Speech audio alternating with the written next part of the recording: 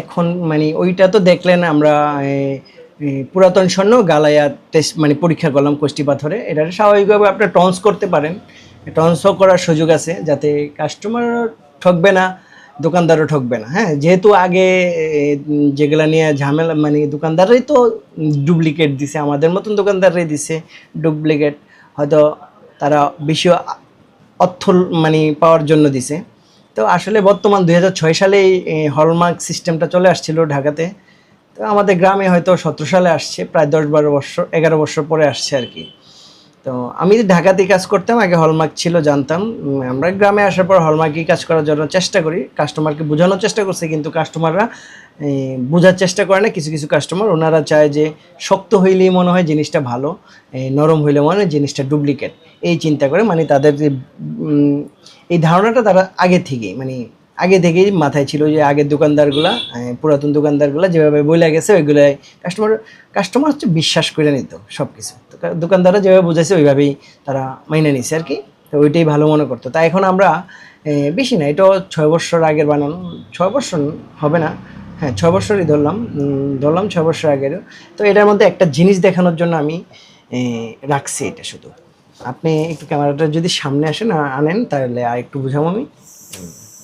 আমরা কেডিয়াম জিনিসটা বিষয়টা একটু আলোচনা করি, যে কেডিয়াম বিষয়টা, স্বর্ণটাকে আমরা যখন পোড়া দিই, যে আমরা তো যেহেতু আমরা কারিগর কাজ করি, এই ব্যাপারটা আমরা হয়তো আমরা হালকা ধারণা নিতে পারি, পোড়া দেওয়ার পরে এসিটি দিলেও পরিষ্কার হবে, তারপর এটা আবার একটু হালকা হিট দিলে পরে তারপর এটাকে জলে চোখ দিয়ে দেখতে পারেন। এই যে একটু ক্যামেরাটার সামনে আনেন, এই যে ঝালাগুলা, এটা হচ্ছে কেডিয়াম ঝালা। এটা হচ্ছে কেডিয়াম ঝালা। আমরা এখন হলমার্কে যাব না, আমরা অন্য আরেকদিন হয়তো সময় আসলে আমরা হলমার্কে যাব, দাদাকে নক দেব এই ব্যাপারটা নিয়ে আলোচনা করার জন্য। এটা হচ্ছে দেখেন এই ঝালাগুলাই হচ্ছে কেডিয়াম ঝালা, যেটা নাকি ডুপ্লিকেট, মানে বর্তমান সময়ে আগে থেকে ডুপ্লিকেট ছিল, এটা ডুপ্লিকেট। এতটুকের মধ্যে এতটুকু ছোট্ট একটা জিনিস, এটা মিনিমাম 5 রত্তি হবে। তারপরে এটার মধ্যে মিনিমাম এটা যদি আমি বলি যে এটার মধ্যে খাদ কতটুকু আছে, 5 রত্তির মধ্যে খাদ কতটুকু, আমি প্রথমেই বলবো যে এই ঝালার মধ্যে আছে 2 রত্তি মতন ঝালার মধ্যে আছে। তার জন্য এটা বোঝানোর জন্য বলার জন্য শুধু রাখছি।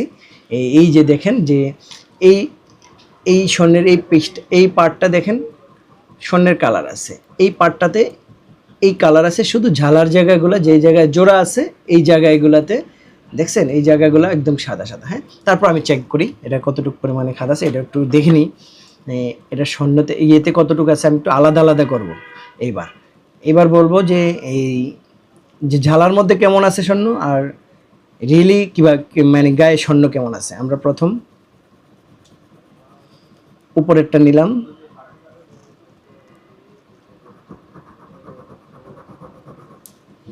উপরেরটা নেওয়ার পরে এবার আমরা ভিতরেরটা নিব, ভিতর যে ঝালাটা নিব।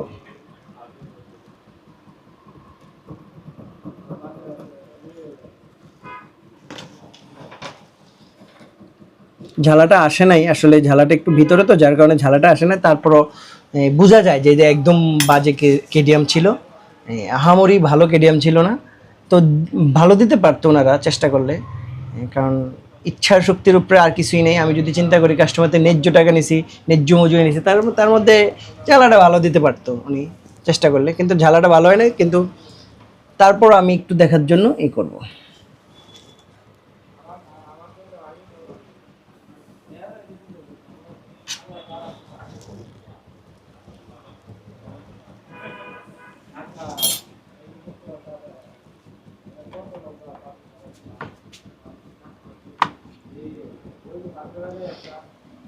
দেখেন একটু সামনে আসলে হয়তো ভালো বুঝতে পারবেন। এই যে উপরের যে স্বর্ণটা যে ঘষলাম এটা ঠিকই রয়ে গেছে, ছাই দেওয়ার পরে এসি দেওয়ার পরে ঠিকই রয়ে গেছে। আর যে ভিতরে যে ঝালার জায়গাটা ভালো মতন ঘষতে পারিনি, তারপর এটা থাকেনি, চলে গেছে। মানে এটা ঝালার জায়গাটার মধ্যে খাদ বেশি, ঝালার জায়গাটার মধ্যে খাদ একটু বেশি, ঠিক আছে। তারপরে এ হচ্ছে বিষয়। আর ইমিটেশনটা বোঝার মতন উপায় হচ্ছে, আপনি বুঝতে পারবেন, আবার পারবেন না।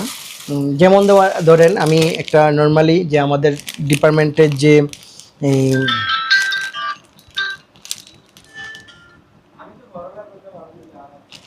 আমাদের ডিপার্টমেন্টের যে হাই জিপি কালার বা হাই গিল্টি কালার বলে, যে এগুলা দিয়েও এগুলোও স্বর্ণের কালারের মতন মোটামুটি দেখতে স্বর্ণের কালার হুবাহুব।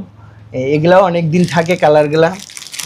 এগুলার মধ্যে আবার ভালো কিছু করা যায়, যেমন ধরেন এই একটা জিনিস দেখতে হুবাহুব স্বর্ণের যে কোনো জিনিসের মতন, গহনা জিনিসের মতন, বানানো কমপ্লিট জিনিসের মতন, কিন্তু আসলে বিষয়টা এটা স্বর্ণ না, এটা হচ্ছে ইমিটেশন। ইমিটেশনটা আপনি যদি নর্মালি যদি আগুনে হিট দিই, যেমন ধরেন আমরা একটা ইমিটেশন নেব যেটা নাকি আগুনে হিট দেওয়া যায়, যেহেতু এটা আমার নতুন জিনিস, এটা আমি নষ্ট করবো না। পুরাতন একটা মানে নতুনই আর একটা ছোট্ট জিনিস আছে, ওইটা আমি নষ্ট করি, সমস্যা নেই।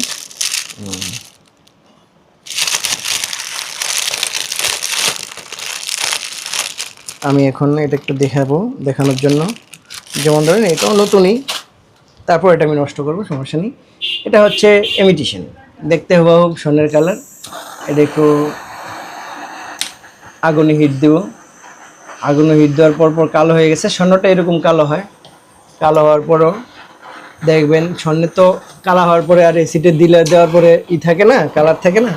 আবার যদি আগুনে হিট দিই তাহলে এটা কালারটা আসে, স্বর্ণটার ইমিটেশনটার আসবে না, ইমিটেশনটার কালার আসবে না। এটা যে নিকেল কালারটা ছিল, এই নিকেল কালারটা চলে গেছে, এটা এখন কালোই থাকবে। এখন আবার এটা যদি করতে যাই তাহলে আবার নিকেল কালার করতে হবে। এটা এই পাশাটা হচ্ছে নিকেল কালার, আর এটা হচ্ছে জিপি কালার। পার্থক্য আছে, কালার মধ্যে পার্থক্য আছে। এটা হচ্ছে মোটামুটি ভালো কোয়ালিটির কালার, এটা একটু নর্মাল কোয়ালিটির কালার, দুইটার মধ্যে দুইটাই পার্থক্য। এখানে আমার কাছে আরও আছে, আমি দেখি আপনাদের দেখানোর জন্য। জিনিসটা হলো এই জিনিসটা, এই দুইটা জিনিস একই, এই কালারের মধ্যে এই গ্রিক কালারগুলোর মধ্যে পার্থক্য আছে। এটা হচ্ছে জিপি কালার, যে নাকি গোল্ড পলিশ বলে আর কি, এই গোল্ড পলিশ কালার বলে অনেকে, কিন্তু আসলে ন্যাচারালি গোল্ড পলিশ না, এটাকে জিপি কালার বলে। জিপিটা মানে অনেক দাম, মানে গোল্ডের মতনই সেম দাম, যার কারণে এটা গোল্ড কালার অনেকে বলে আর কি।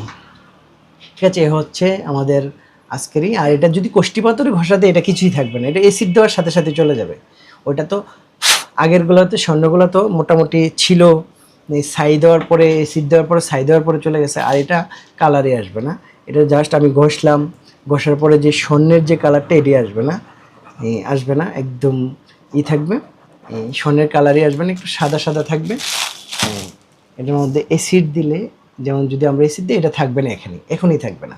এ হচ্ছে যেমন ধরেন আমি এখানে অ্যাসিড দিলাম, দেখবেন যে এটার মধ্যে সাদা হলুদ একটা দেখছেন, যেটা চলে যাবে, যেটা নাকি স্বর্ণেতে যাবে না, এটা নাকি স্বর্ণের মধ্যে যাবে না। হ্যাঁ, স্বর্ণটা যদি আমি সরিয়ে দিই, যেমন ইমিটেশনটা সরিয়ে নিলাম, স্বর্ণের মধ্যে এটা যাবে না। এটা আবার যাবে ওই ঝালার জায়গাটা, যে ঝালার জায়গাটা যদি একটু কালো হয়, হিট দিয়ে দিলে একটু কালো হবে, এটাও যাবে না, কারণ এটাকে এখন পিওর করতে হবে আমাদের।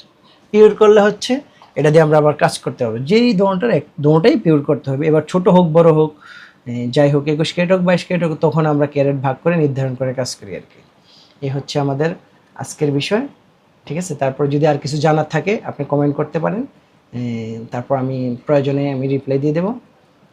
আর কিছু জানার থাকলে আপনি কমেন্টে জানাতে পারেন, যে এই বিষয়টা নিয়ে জানতে চাচ্ছি, আমি বলে দেবো। আমার যতটুক, আমার 13 বছর 14 বছরের এই ডিপার্টমেন্টের অভিজ্ঞতা, যেহেতু আমি কোনো সময় দোকানদারি করিনি, আমার দোকানদারির অভিজ্ঞতা, এক্সপিরিয়েন্স কম, কাস্টমার নেওয়ার মতো একটা এক্সপিরিয়েন্সের প্রয়োজন আছে, সেটা আমার খুব কম। আমি কাজ জেনে এতটুকু বলতে পারবো। আপনি যে কোনো জিনিসের কাজ, মানে এই ডিপার্টমেন্টে যে কোনো কাজেই মোটামুটি আমার ধারণা আছে। আমি ঢাকাতেই কাজ করতাম, অনেক বছরই ছিলাম, তো যে কোনো কারণে বাড়িতে আসতে হয়েছে, ফ্যামিলি এটা কাটতে পারেন, সমস্যা নেই। তো এখানেই আছি বর্তমানে। যে কোনো বিষয় আপনি জানতে পারেন, আমার কাছে প্রশ্ন করলে আমি বলে দেবো, যে কোনো বিষয় জানতে পারেন। ধন্যবাদ, ভালো থাকবেন।